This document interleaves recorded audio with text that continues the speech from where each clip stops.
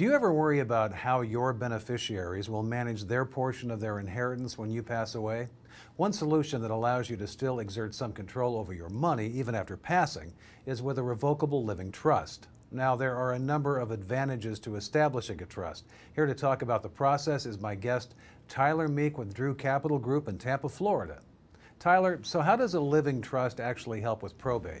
Yeah, Scott, and thank you for having me back. I greatly appreciate it. A revocable living trust is going to help avoid probate in many ways, but the one thing to be cautious of, or the one thing to remember when it comes to a revocable living trust, is they have nothing to do with how much money you have. They're about retitling or titling the appropriate assets. We call this the funding process.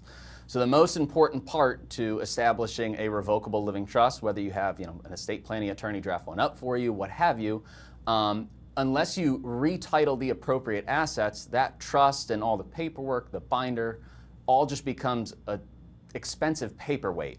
One way that you can tell that your trust is appropriately funded is by, let's use, for example, your bank account. So if you bank with Chase Bank or Wells Fargo, what have you, on your statements, you will see that the bank is titled into the name of your trust. For example, let's take your house. So if you look up the title to your house and it's owned in your individual names, you know that there is no formal link between your trust and the deed to your house. How you will know is, what we at least do, is have what's called a quitclaim deed prepared, taking your house to be owned from your individual name into the name of your trust.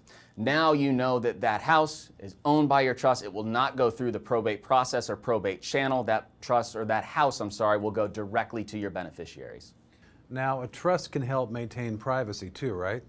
Yeah, so a trust can also help maintain privacy. Main reason being, a trust is not required to be recorded with the county courts. So if you're using a will as your method chosen to distribute your assets, anyone, especially in today's day and age, given technology, social media, the internet, you could log on to a county court website, pull up probate files, and everything that you've kept private your entire life now becomes an open book to the public. A trust, on the other hand, is not required to be recorded with the counties.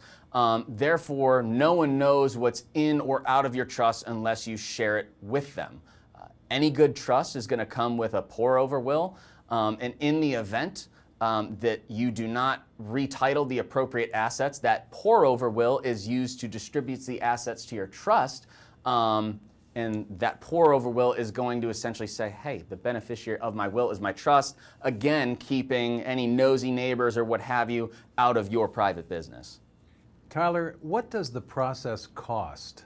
So the trust itself, for at least what our attorney charges, so because of the fact that we do all of the legwork in terms of meeting with our clients, gathering the necessary information, the attorney will prepare a full-blown estate plan, and that includes not only your trust, but as well as a new deed prepared for your house through the means of a quitclaim deed.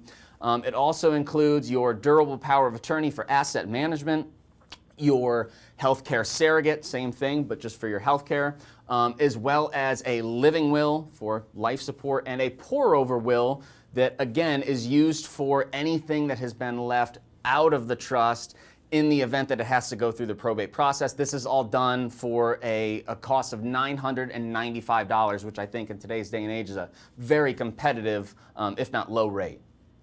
My guest has been Tyler Meek with Drew Capital Group in Tampa, Florida, and thank you for watching Retirement News Online.